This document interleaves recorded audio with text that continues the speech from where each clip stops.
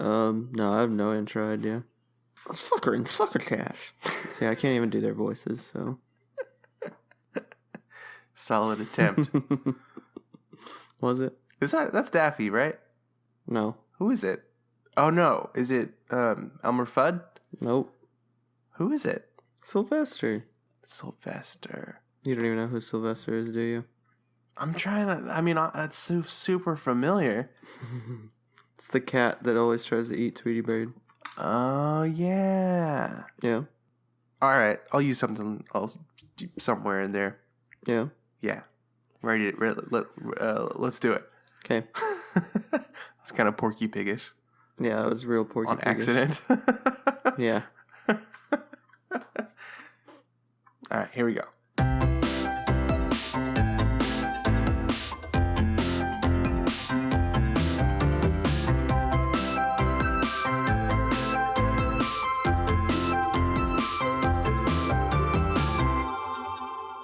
Welcome, everybody, to Afterthoughts. This is a podcast where we rewatch movies, we compare our first and second impressions, and discuss a related topic. My name is Joshua Kazemi, and I'm here with my co-host, Coleman Taylor. That's me. That is you. Today, we are talking about 1988's Who Framed Roger Rabbit. Who framed him? I don't know. There's not even a question mark in the title. You know, it's like, is it a question? Or is it like a statement like, you know, this is Who Framed Roger Rabbit? Couldn't say this is. I know. But you're just saying like, Who Framed Roger Rabbit? As if it's just a title. As if it knows itself. Yeah. That's dumb. Like you could put this is in parentheses before it. That's silly. Yeah. Like a emo song title from the early 2000s. Okay. Before we jump into our impressions, I think you got to take us through the plot of this movie. Oh, yeah? Do I? Uh-huh. All right. So it's set in a world that both has live-action people and animated cartoon characters, one of which is Roger Rabbit.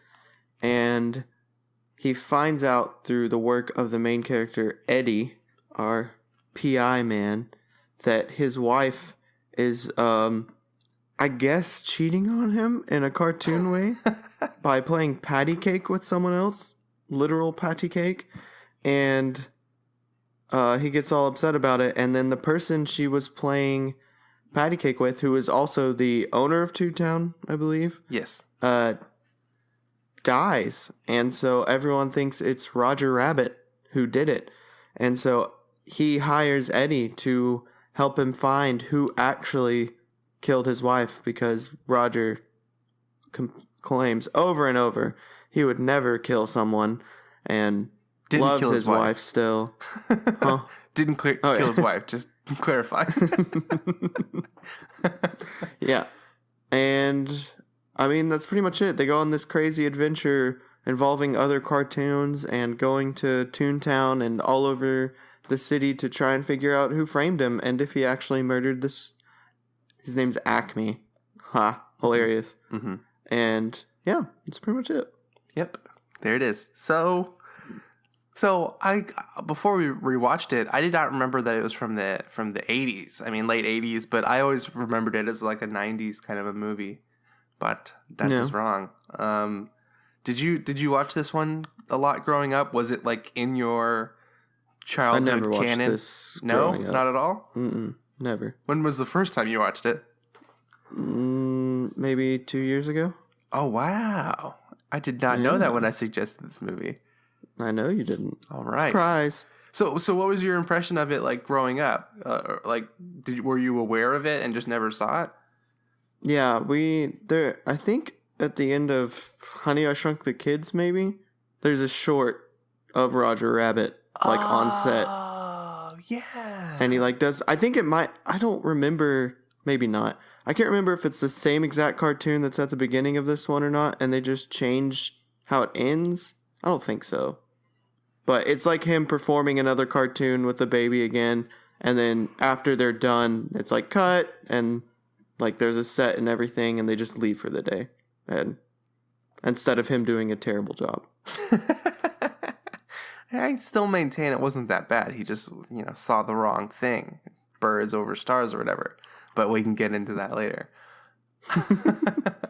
I don't know when the first time I saw this was. I was definitely a child, and I think maybe we owned it on VHS, and I it was, to me, it was like any other Disney movie that I owned, except that I didn't watch it very much. Like, I think I was so used to when I was a kid, it's like animation is for me and it's for kids, and I wanted it to be like every other Disney movie I had, but it wasn't.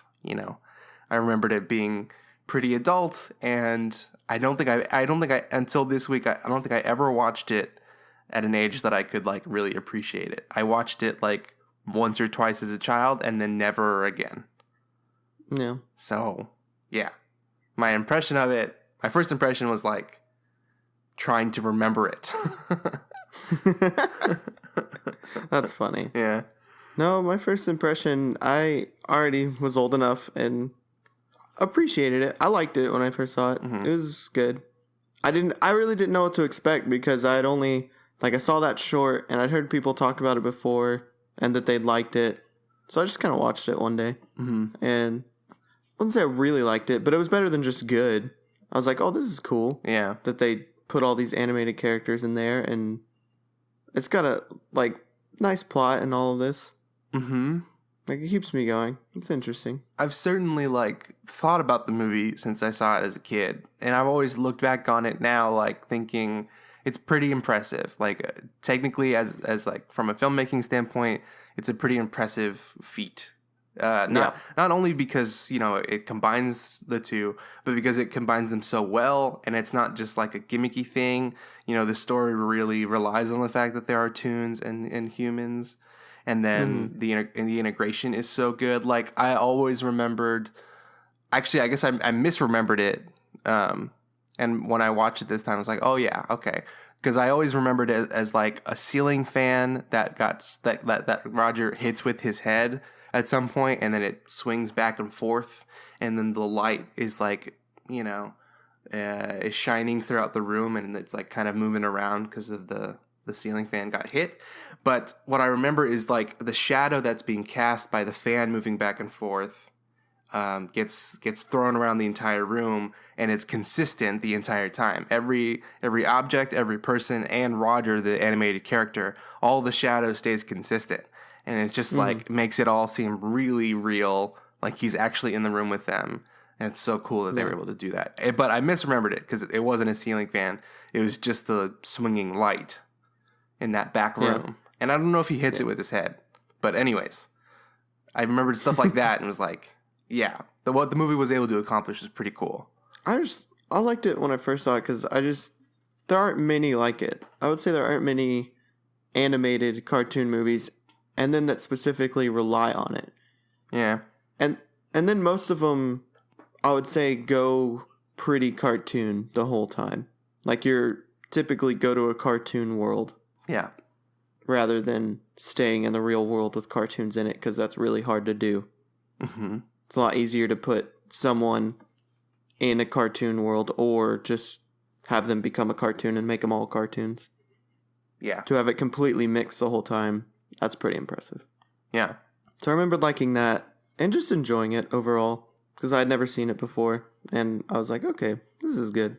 Mm-hmm. I couldn't remember. I was racking my brain to try to remember if it was funny. I know that it was a comedic movie, but I don't remember laughing at it. And it's the same thing, Bradley, I talked about. It just went over my head. So I couldn't remember if I ever thought it was funny. Did you think it was funny your first time? I remember laughing at a few parts. Okay. But not you wouldn't describe it as a comedy that worked for you in that way? No. Okay. Especially considering we just watched Scott Pilgrim and had that release last week. And thinking how I can name specific moments where I laughed harder than I did in my whole life. No. Not the same. I can remember laughing, I just remember kind of laughing at some points. Yeah. Which is funny, because a lot of the movie's about laughter. Right. But oh well. That's kind of my whole first impression, I did write down. I've always wondered why they never made another one, because this one was pretty successful. Yeah, but they probably didn't want to just make one without source material. Yeah, and the actor at this point, Eddie, the actor who played Eddie Valiant, doesn't really act anymore. Yeah, Bob Hoskins, I think, who also plays Shmi and Hook. In case you're wondering. Oh, is that really him? Mm-hmm. Are you sure? His like voice comes out occasionally in the movie too, and I was like, that's totally Shmi. I mean, it is absolutely Mario. He's Super Mario. There's a movie we could do. Yeah, absolutely. Oh my gosh. Goodness. All right, so switching over to seconds. Yeah, let's do it. We ready for that? I think so. Okay, so I'm so happy that I watched it, because I feel like now I get it and I appreciate it, and unlike watching it as a child, I like remembered the plot and and I get it. Like watched it, I was like, oh yeah, this is what this is, and I get it now. So I was happy to have seen it. I don't think it's it's a tricky distinction. I would say that it's a great movie, but I wouldn't say that it's a great story. You would say it's a great story? I would not say it's a great story. It's a great movie. I still think what it accomplished is pretty great and noteworthy. But in terms of the story that it's telling, it's not fantastic. I would agree. and I guess I think of it a little differently just because I didn't see it as a kid. I saw it like 2 years ago. Yeah. So I already had in mind, oh, this is like they accomplished something great here. This was like I already knew that going in. So watching it this time, it's like I already know that like what they pulled off was great, but this movie just isn't that great. Mm-hmm. Like because of the story and characters, like they're okay, but it's not phenomenal. The really good part is what they were able to pull off, which doesn't like last really into second watches. Sure. Okay, so before we dive into like specifics of what doesn't really work in terms of the story, is that still sort of the biggest negative thing that you can think of, or was there other kind of stuff that held it back for you? The story? Yeah. Like, is that the biggest negative? The story is probably the biggest negative either way, but I mean, there are just other things as well. Like, it really isn't that funny for being a movie about laughter. Yeah, I laughed maybe... I remember laughing quite a bit in the beginning as they're setting up the world, but as it goes on, it's probably less and less. I think the patty cake thing was probably the biggest laugh. Oh my god! When he has the photos in his hand and he starts flipping them so fast that it becomes like a little animated thing, I thought that was really funny, and I really liked that. Of course, you did. But yeah, so I laughed in that first maybe 30 minutes. That first act was pretty funny, and then once the plot sort of kicks in, it's more just like what's going on, what's happening. You get invested in Who Framed Roger Rabbit, which makes it all the more disappointing when in that third act when it sort of falls apart a little bit. Hold on, my dogs are barking. Do your feet hurt? Ha ha ha ha. Oh my gosh. I'm gonna go put them outside. Okay.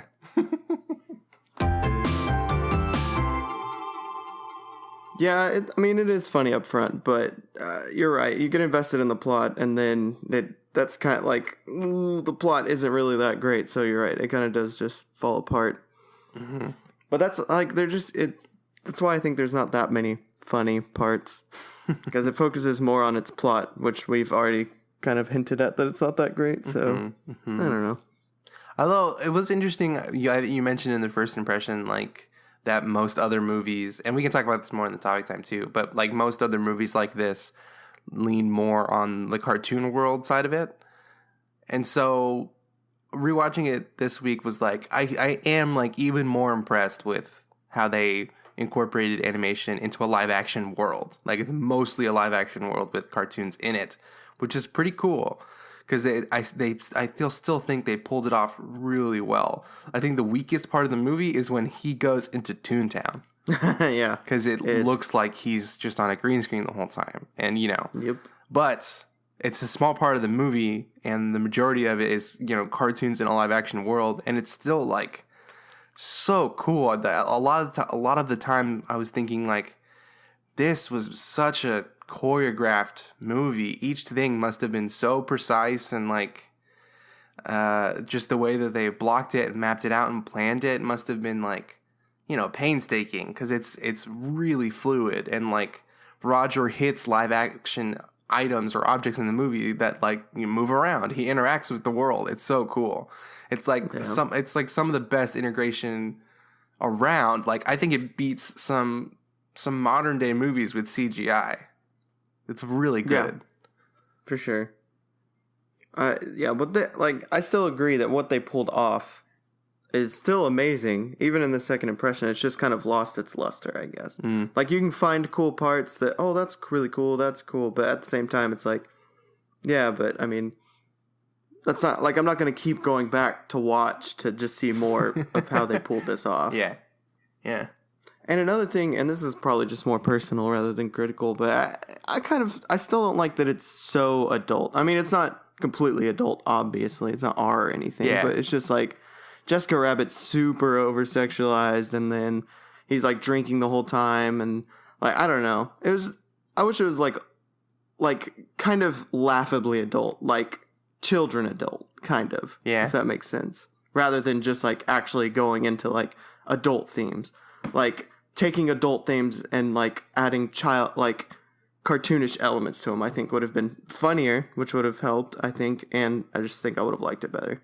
Yeah, like, like the standard of like, it's a children's movie, but there are things for the adults that would sort of go over the kid's head. But that's not what this is at all. It's like, I tried to watch this as a kid and I didn't get it or enjoy it, really. And maybe that was just me as a kid, but I don't know. There are things in this movie that are like, that you cannot ignore are adult. Yep. So, yeah, I don't know. It's interesting in that way. Mm-hmm. I forgot, really. I knew that this was Disney because there's a Toontown at Disneyland. But, and a Roger Rabbit ride. But I forgot that, like, Warner Bros. Characters were in this, too. And that they interacted. Yeah. And that's really cool. Like, I can't remember. I don't know if there's another frame in the world out there with Mickey Mouse and Bugs Bunny, in the same shot, interacting with each other. That's pretty cool. It's like an interesting thing. That was going to be one of the things I was going to bring up that I really enjoyed and wish somehow, some way it could have been done more than just outside this movie. Not just Mickey Mouse, but all of it. Donald and Daffy, Mickey and Bugs, like all of it. All of them interacting. I was like, man, that would be awesome if they interacted more. Mm-hmm. Like, that would be such an interesting movie. Yeah, because it is just like cameos in this. Yeah. But yeah, I thought that was so cool. It's just like it's just kind of cool to see that. You don't see that. And I read up on it. Apparently, because Steven Spielberg was the executive producer on this movie, and if you try to think back to like what it must have been like to like sit in a room with 1980s Steven Spielberg, who must have been like a god walking amongst men in Hollywood. Like, think 80s Spielberg. So he like apparently was the one who convinced Warner Brothers to like, let them use their characters in this movie. Yeah. So thanks to him for letting that happen. It's pretty cool. Yeah, for real. Because it's a Disney movie through and through. They own it. They distributed it, and that they were like willing to do that was pretty cool. Yeah. Because I would love to see that. Just right there when Mickey and Bugs were both in it, that was so awesome. Yeah. And I loved the fight between Donald and Daffy on the pianos too. That was hilarious. That's really cool. So all I could think was like, man, at both of those scenes, the whole time I was like, man, I would love to see this more. I would love to see more of these two worlds colliding. Yeah, that would be really cool. And that they're different cartoon styles. I feel like Looney Tunes is more of the Acme things fall on you all the time, and then Disney is Disney. Even the Mickey and Donald, are just like different and like more normal-ish, not just crazy outlandish cartoon going all the time. And it would be awesome to see those worlds collide. Yeah, it would be. What do you think about Roger Rabbit? I like him. He's not super compelling, but I mean, I like him enough. I guess. I wish he was funnier. I know. I wish he was funnier. That's his whole thing. He's just all right. I don't know. He's kind of just there. The handcuff thing I thought was really funny. Oh. Classic cartoon. Love that a lot, you know? That was a really funny Take your hand out of the cuffs the whole time. No, only when it was funny. It was good. I thought that was good. But yeah, I don't know. More often than not, I guess it's just the position that the plot puts him in is sort of this like whiny character. He's like a victim. Very whiny. So, yeah, it doesn't really help us like him that much. I know. It's tough. And it's kind of disappointing because I'm sure he could have been a fun character to watch, but it's just he's already got his voice, which is already kind of whiny comedically, but then he's actually whining, so it's like, oh, I don't know. Yeah. He wasn't the most fun to watch the whole time. What about Eddie? Eddie, I like Eddie. Yeah, I like Eddie. I think he's fun. I do. But what's interesting, I mean, I like him in this role, but most, pretty famously, Bill Murray was supposed to be Eddie Valiant, and also sort of infamously, Bill Murray does this thing where he only has like a voicemail to contact him about jobs. So you just call that voicemail and hope that he hears it. So he got that call and missed it because that's a terrible system, and he didn't get this part. Because that's a terrible system. It is. It absolutely is. He missed out on this role, which would have been great to see Bill Murray in. Yeah. You know? Which I guess is probably rude to Bob, because Bob does a good job. Bob does a great job. But, you know, it's just, we can't not mention it. Yeah. But yeah, no. I like his character a lot. I think it's nice and sort of, you know, not super complex, but there's more to him, you know, that I like, and the actor is great and fun, you know. And he's compelled because his brother was killed by a tune. Yeah, when his girlfriend says, when she reveals that not only was his brother killed by a tune, when she says that the piano was dropped on his head, but she says it so earnestly, it's really funny. I know. I do love moments like that. Yeah. There's a few where they just say cartoon things that happen in this world, but like genuinely. Yeah, there's a few. Great. Oh man. Well, what about the plot of the movie? It's like a Damon Lindelof movie. It's just not a compliment, man. It's just because there are a lot of interesting questions raised. A lot of, you know, I like that it's this PI movie, and we want to try to figure it out. And there are like, you know, these quasi clues that get left as the movie sort of unfolds. But then everything comes to a complete halt at the end, and the bad guy just explains everything. And the only way things make sense is if he explains them. You know, once we get to the end, it's like none of these pieces line up or fit. It doesn't. Yeah. These motives don't make any sense until they all get explained in this convoluted way. And not only that, he was like the bad guy the whole time. There was no guessing. There was no, oh, maybe. I mean, I guess we can kind of think he's just trying to get Roger Rabbit because he thinks he murdered someone and he's a judge. But at the same time, Judge Doom, I don't know. Not a surprise. Like, I enjoyed that there was actually an evil cartoon. That was interesting to see, like, a cartoon that actually wants to, like, murder and get his way. I feel like that doesn't happen too often. Mm-hmm. Usually bad cartoons are still not that bad. Yeah. But to see one that's just, like, about to kill someone, but it also made no sense. And his motive was, like, so dumb. Yeah, it was just that he wanted to build a freeway, right? That was it. Yes. So, I mean, it wasn't even worth the laugh. The laugh wasn't that great. Because it was like this moment of like, there's a moment in the movie where he says freeway, and they're like, freeway, what's a freeway? Because it's in the 50s or whatever, before freeways, I guess. Yeah. But to me, that moment was like, oh, freeways are not that old. Okay. I didn't know that they weren't around then. So it was more of that than anything else. Yeah.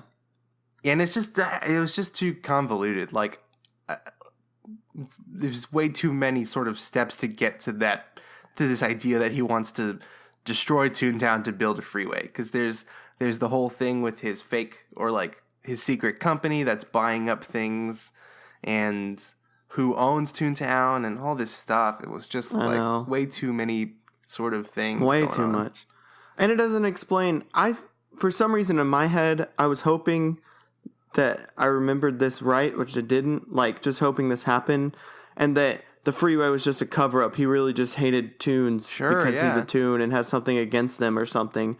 And that would have been interesting because he's a cartoon. But no, he really just wants to build a freeway, and there's no explanation of why he's willing to destroy his own kind, essentially. And, like, do you make money if people use your freeway? I don't... Does that... No, he owns the land, so I think he wants to make money off the people who buy from the shops, like the shops that set up there. And then he gets money for the people who buy that land from him, because he'll own the land. Okay. Because I remember the thing, him saying he bought up public transportation so that he could just get rid of them, and then you had to use the freeway. But I still kept thinking, like, I mean, unless there's like a toll road, you're not going to make money by people using your freeway. There's a part he mentions like shops coming in and setting up. I guess. Okay. So I assume that's how he's going to make his money. Because it's like for real in real life, when a freeway comes by where you are, suddenly you're like, if you own a house, it's prime real estate or whatever. Yeah. I think that's what he's going for. All right. Also, $100 is a lot of money in this time. Oh, I found that hilarious. Yeah. I don't even know if that's accurate. Yeah, it probably was, right? I mean, you could get like a steak dinner for a nickel or something. I guess that's true. A steak dinner for a nickel.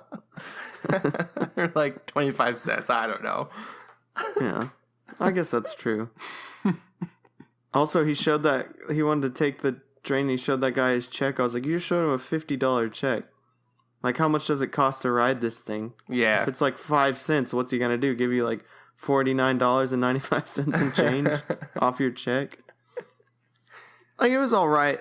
I feel like, I don't know. I haven't read the book, so I can't say much either. Mm-hmm. Because I was going to say, it kind of seems like they just threw a story together to pull off this awesome, like, feat. But if that's how it is in the story as well, in the book, yeah, then I don't even know. It's just not, it's okay. It seems like something that might work better as a book, if you could take the time to, like, flesh all these ideas out.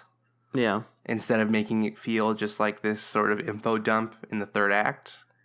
No. So maybe that works better as the book. But yeah, I don't know if the story really is different or similar to the book.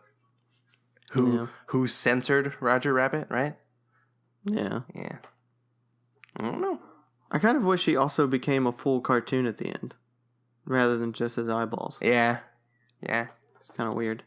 Was super and weird. it ends up being a rubber mask anyway, so like, that freaked me out as a kid. That was definitely another thing. I was like, that was creepy. I don't really want to watch this again. Yeah. I still think it's definitely worth watching. It's definitely, like, noteworthy and a movie that, should get talked about more.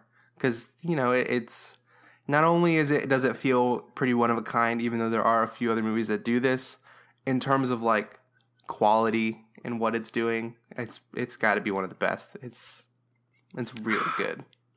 See, I still don't know if it's definitely worth watching, though. In my opinion. And this might be just because, that's not always true either.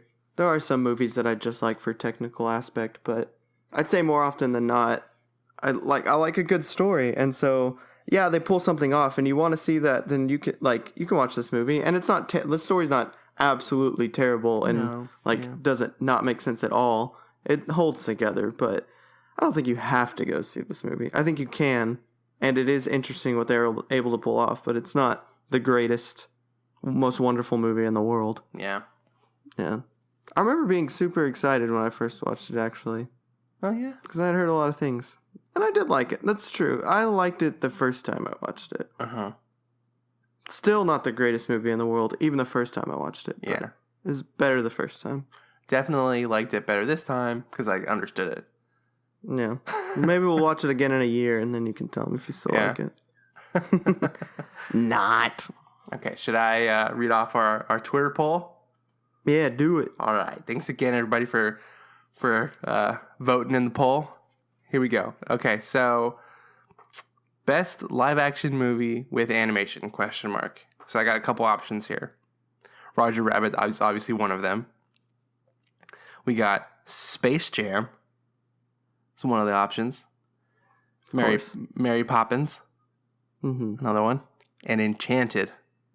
Before I reveal the answers, do you want to guess which one won this poll? Space Jam. No. Okay. Well, then I'm out. That was it. That's what I got. Also, full disclosure, this poll is still running. It's going to run for like another day. So as of right now, this is what wins. If there's like a crazy landslide that happens by the time this episode comes out, then I apologize for that, I guess. So no, Space Jam was second to last, actually. Wow. Mary Poppins was second. Okay. And Roger Rabbit won with 52% of the votes. Wow. Yeah. Now I feel bad.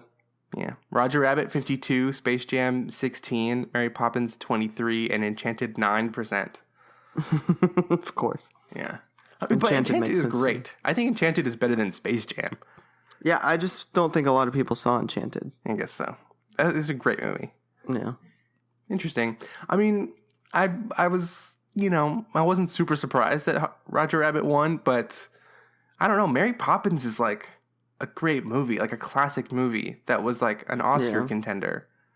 So I don't know. I was a little surprised at how much it beat Mary Poppins. Yeah. Okay. I mean, it's still, even from what we've said, I still think technically it's the best out of all of those that you said. It pulls it off the best, I would say. Yeah.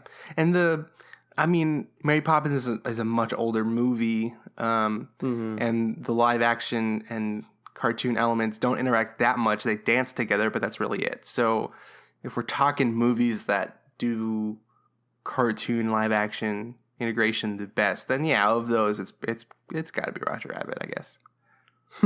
Because Space Jam is newer than Roger Rabbit and doesn't accomplish nearly as much. Yeah, that's true. But I just know a lot of people who like Space Jam just because they like it. So I thought that might win. When we went to watch this movie this week, Molly asked me if it was like Space Jam because she had never seen this. And I was like, no, it's not. And she's like, okay, good, because I don't want to watch Space Jam. That's awesome. Yeah. All right. So time for the topic? Yeah. Topic time. Which is other live action movies with animation in it. So I guess we dipped into that just a teeny tiny bit already. But I'm gonna start off with this real quick. Do you have one that's sort of your favorite? Of all of the movies that mix the two, do you have a standout? Not really. Yeah. Not really. I mean, I'd say I've seen Space Jam the most just because I grew up in the 90s. Right. But I don't know. Kind of in the same way that I'm not a fan when they take animated movies and turn them live action. Kind of the same here. Yeah. Live action with cartoons in it isn't necessarily my favorite thing to do. I'd rather just go watch an animated movie. Mm-hmm. So I don't know if I have a favorite. I enjoy Space Jam for nostalgia's sake, not necessarily because it's a great movie. No, it's not. Yeah. Same thing though. Yeah. Yeah. It's a tough genre. Like if we were to call this a genre, it's tough because I think I love what the Muppets do. it's strange. Like what the Muppets can accomplish is so fun and so great. And I guess I kind of want that from this quote unquote genre. Like cartoons interacting with live action people, but more in a more like, I guess, I don't know, tongue in cheek kind of way, like more humorous, more self-aware kind of stuff. And I guess just more clever. Like the Muppets are really clever and fun, and it's really interesting to see them interact with, like, you know, celebrity cameos and stuff like that. Like, just the Muppets are great and fun, and I think that's the kind of thing that I would want from this.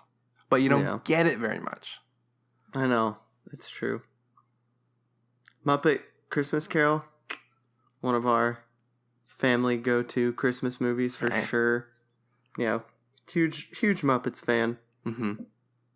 And I guess it's also because they're not animated. They're quote-unquote real. Yeah, I mean, that helps. Unquote. Yeah. But, okay, so let's rattle off some of these movies we're talking about.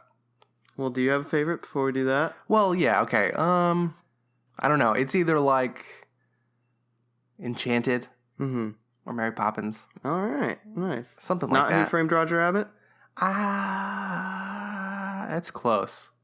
In a conversation about it, I would always mention it. Yeah.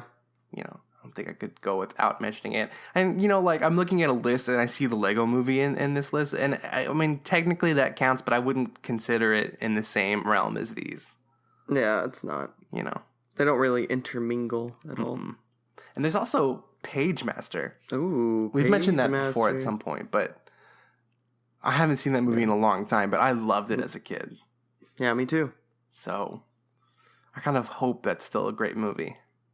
But that's kind of in the same boat as it just becomes a cartoon rather than having them intermingle. Yeah. He just goes into a cartoon world. Mm-hmm. A book world. Yeah. All right. Good to know. Mary Poppins. You're a huge Mary Poppins fan. I've gathered that. It's a great movie. So great. All right. Let's go off this list. Okay. So we talked about this briefly before we started recording. James and the Giant Peach. Mm-hmm. Which, you know, I think is similar to Page Master. Yeah. I would say so. Okay. So we got that. We got... This has the SpongeBob SquarePants movie. And I guess there are some live action bits. No. I think the new one really does. Oh, but this is the one from 2004. Oh, maybe. I don't know about that one. I think the most recent one that's like sponge out of water or whatever, they really do, I think, go into the real world. There you go. I never saw it, so don't. If I'm wrong, just tweet at us, yell at us, you know. Osmosis Jones, did you see that? No, I didn't. I saw the cartoon sometimes, you know, Saturday morning cartoons. I think Bill Murray is in Osmosis Jones. And I wonder if that was his attempt to be like, I'm going to redeem myself. Maybe. So Osmosis Jones, Space Jam, obviously. Pete's Dragon. Ooh, Pete's Dragon. I've never actually seen that. Either from one. The 70s. I think it has a little bit of crossover. I don't remember it very much at all, so. I think, the dragon's completely animated, right? Yeah. But is that the whole thing? Does it never become fully cartoon, or is it cartoon dragon, live action Pete the whole time? I think the whole time. Okay. But again, never seen it, so don't hold me to it. Let's move on. Enchanted, the Lego Movie, Ted. Ted, okay. So we watched Ted as a group in college. Yeah, we did. And I thought it was hilarious. And I thought it was really, really, really funny. And I was laughing really hard. And I liked it so much that I rewatched it like the next day or something. Mm-hmm. And in that second viewing, like the next day, not very short at all, it's like it wasn't funny. Like the second time through, it was like, oh, what happened? I thought this was hilarious. Did you watch it by yourself? No. We watched it with the group, and then I think I watched it with maybe a smaller version of that group the next day. Yeah. And we were all just like, what happened? Is this a different movie? It's like not funny at all. So strange. I remember that. I even watched Ted 2. Oh gosh, I didn't. Similar sort of experience. Yeah. Yeah. Silly. Is that the end of this list? I think It's such a short list. Yeah, I mean, there's that Looney Tunes movie with Brendan Fraser, like Back in Action or something. Oh, I don't know. Never saw it. We could maybe count Scooby-Doo, the live-action Scooby-Doo movies. Oh, yeah, of course. What else? We got Roger Rabbit, obviously. And we could talk about the lame attempt to remake Who's Framed Roger Rabbit called Cool World from 1992. We could, but we shouldn't. With Brad Pitt. It's supposed to be terrible. Yeah, I've never seen it. It looks bad. It looks really bad. And to put it, it even looks like it's trying to be like the same sort of 50s world or like the same sort of PI vibe. And it's like, it's so blatantly trying to be exactly what Who Framed Roger Rabbit was. Yeah. Like 4 years later. Yeah, it looks terrible. I'll never see it. I want to talk to someone who's seen it. I'm curious if it really is that bad. Well, if you're willing to watch it, let me know. Because maybe those guys were like, let's do that, but let's have our story be better. And so maybe it's like technically worse from a production standpoint, but maybe the story's better. I doubt it. Highly doubt it. It's the only thing I could think of that might make it worthwhile. What about movies that have animated segments in them? Name some. Like, did you bring up Monty Python? I did not. Yeah. Because it doesn't, like, they don't ever cross over or interact at all. It's just, like, little segments intertwined. And, like, I think Kill Bill 1 has, like, a short animated section randomly in it. Does it? Mm-hmm. Oh, I don't remember that. Yeah. It's, like, real short. Harry Potter and the Deathly Hallows? It's true. Yeah. I don't think there's that many. That's all I can think of off the top of my head. Yeah. I just think I actually like it. I like it when randomly there's just an animated segment in the movie. Yeah, I think I think it should become like if a character ever tells a story, it should just become animated. I like that a lot. I mean, that's what happens in Scott Pilgrim. That's what it is in Kill Bill as well. The part they're like explaining the background of the lady they fight at the end, that she fights at the end. It's like explaining how she became who she was. Why can't I remember that? Yeah. It's been forever since I've seen Kill Bill anyways. Yeah, I guess so. What if Avengers Infinity War, it's like live action the whole time, and then once they get to like the climactic battle with Thanos, it just becomes like a terrible cartoon. I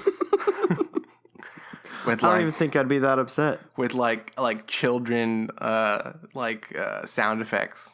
Oh, that'd be awesome. Like what was that? All that stuff. Is that the noise you made? Sure. That'd be funny. And it just has the comic words come up. Kablamo! Yeah, right. Oh, man. It'd be so funny to watch an audience watch that. Been waiting my whole life for this. This is all I've been waiting for the past 10 years. And this is what you do to me? That'd be awesome. So I don't know. I think it's a hard thing to pull off. Yeah. And I don't think I'll ever personally like it and have it be my favorite. Even after this list we've gone through, none of those are my favorite movie. No. While plenty of animated movies are like very close to being my favorite movies. Yeah. I think it's a hard thing to just intermingle them. Like I said, I think it's cool to use them at the segments, and specifically what you were saying about them telling stories, especially in Harry Potter. That was so cool. Yeah. But I think it's really hard to pull off the two worlds intermingling the whole time and make it a phenomenal movie. Because even the one most people agree is the best, still, you can show that it doesn't have the greatest story of all time. Yeah. Like, they really pulled off the technical aspect, but then the story suffers. Yeah. And I would love to see someone sort of try to do it again. Yeah, I would like to see it be tried again. I think there would be interest in that. I think a movie could come out like that and be successful if enough. Because we're in such a culture now where like people really want to see good movies, I think. And there was like an article maybe last week or a week and a half ago that was like, it was kind of like Captain Obvious wrote this. Like, I think the title was like, studies show that Rotten Tomatoes has started to affect moviegoers. It's like, yeah, obviously. People always check. Everyone talks about the score. It's just, Rotten Tomatoes has become like the barometer. Yeah, So, I know. I think if a movie came out and it got a really high score on Rotten Tomatoes and it was, people were excited about the idea of a good version of this movie again, I think people would go out and see it. Yeah. And, also haven't seen everything. So there might be some movie that has done it recently and I just don't know about it. Yeah, that's true. Possible. I think that's it. I think so. All right. I got some tweets from some people on Twitter who gave us a little like happy birthday, happy anniversary tweet shout out. Nice. Since last week was our 1 year. We got David the producer saying happy anniversary with several exclamation marks. So thank you for that, David. Thank you. And Nerd Chatting said happy birthday, guys. Oh, thanks, guys. Thank you. Y'all are great. Thanks for tweeting at the show. For sure. All right. Is that everything? I think so. Okay. Thanks, everybody, for listening. You're great. It's been fun. If you want to keep supporting the show, it'd be awesome if you could share this podcast with a friend. That'd be great. Tweet out the link or give us a retweet on Twitter. That'd be nice. If you got any other thoughts on Roger Rabbit, feel free to tweet at us. We'll read your tweets out on the air, which is fun. And, an iTunes review would be great as well if you got some time. That'd be nice. Next week, I think we're talking about... So we got 2 movies ready to go, and I'm just going to go ahead and decide the order right now, I guess. Next week, Sounds we're good. talking about... On the air decision. Let's talk about Moonrise Kingdom. I was thinking the same thing. Boom. It's decided. Tune back in for that. Last week, for our Scott Pilgrim episode, I mentioned a movie that we were going to do, and I had to edit it out. Get that out of here. Because we did not do that movie. Yeah. So, hopefully, this one stays in. Yeah. Hopefully. All right. That's the show, everybody. Thanks for listening. We will see you next week. See ya. Yeah.